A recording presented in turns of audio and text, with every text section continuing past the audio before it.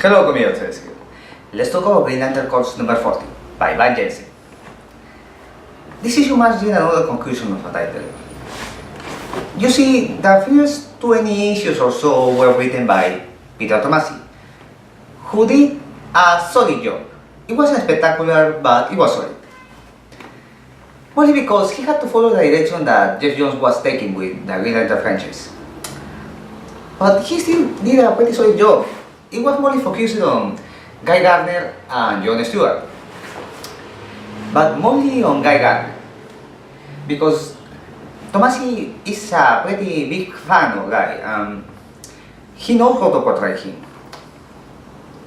Yeah, he wrote really good stories focusing on, well, on that guy.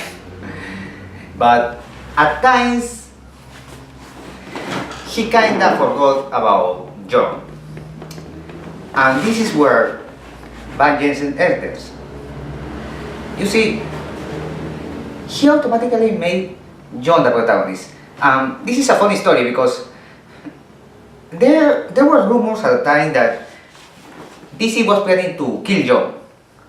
And for that reason, DC decided to give John a new importance.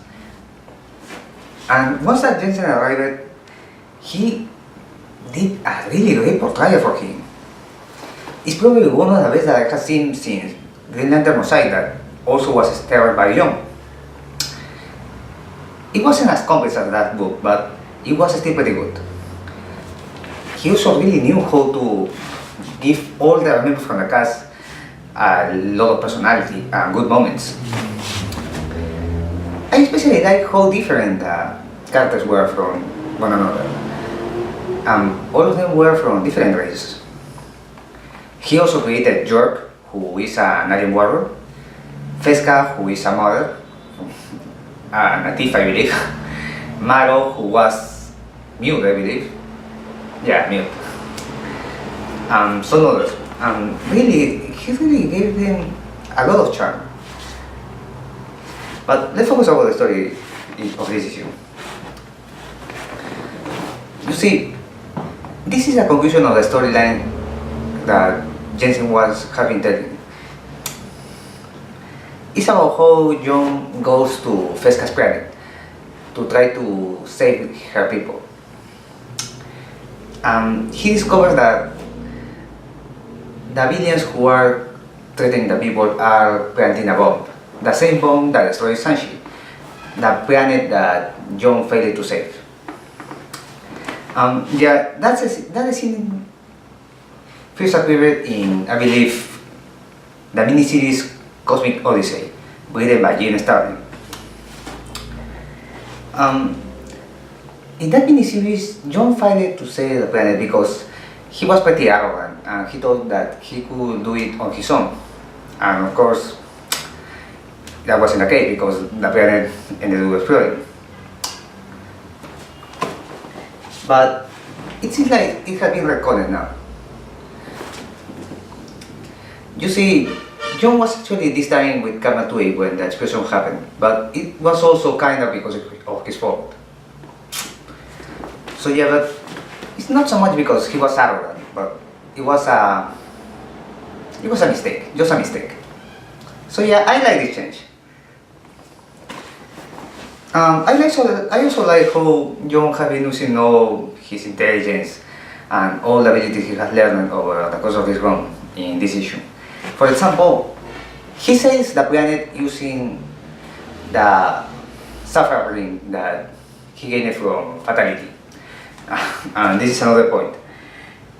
Well, in one of the best issues of this series, Fatality, it was believed that Fatality was actually not in love with John, but he was only controlled by the Sapphire Ring.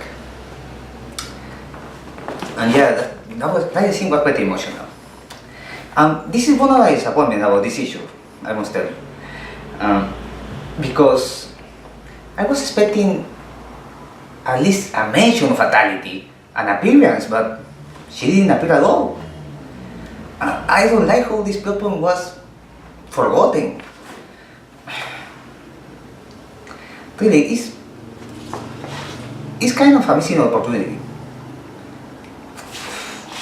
No, it's a missed opportunity really. But still, let's continue. John ends up saving the planet.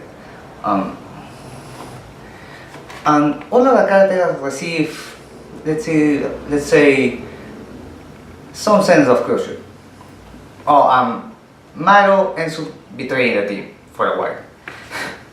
And this actually was hinted in the Future's End issue, where he also was a traitor. And I like that, I like this. But he came back to his sense. Yeah, so and Jurg and Fesca end up being together.